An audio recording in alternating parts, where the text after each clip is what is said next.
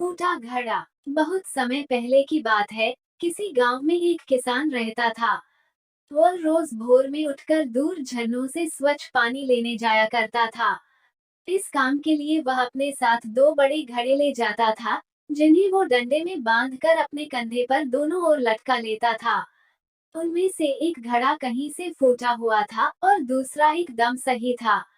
इस वजह से रोज घर पहुंचते पहुंचते किसान के पास 1.5 घड़ा पानी ही बच पाता था। ऐसा 2 सालों से चल रहा था।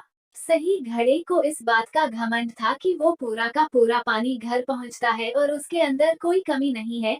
वहीं दूसरी तरफ फूटा घड़ा इस बात से शर्मिंदा रहता था कि वो आधा पानी ही घर तक पहुंचा पाता है और किसान की मेहनत बेकार चली जाती है।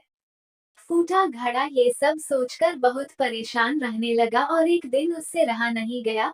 उसने किसान से कहा, मैं खुद पर शर्मिंदा हूँ और आपसे क्षमा मांगना चाहता हूँ। क्यों? किसान ने पूछा, तुम किस बात से शर्मिंदा हो?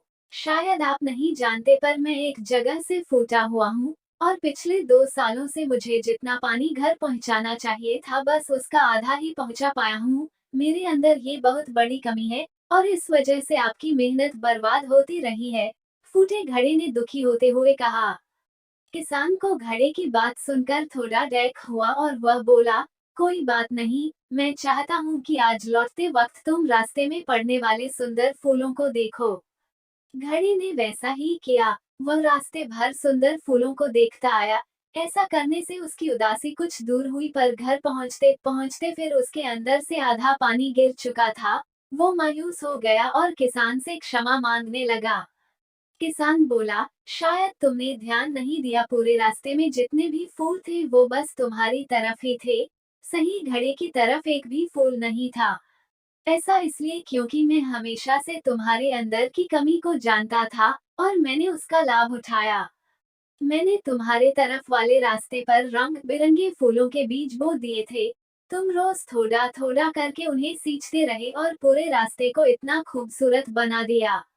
आज तुम्हारी वजह से ही मैं इन फूलों को भगवान को अर्पित कर पाता हूँ और अपना घर सुंदर बना पाता हूँ।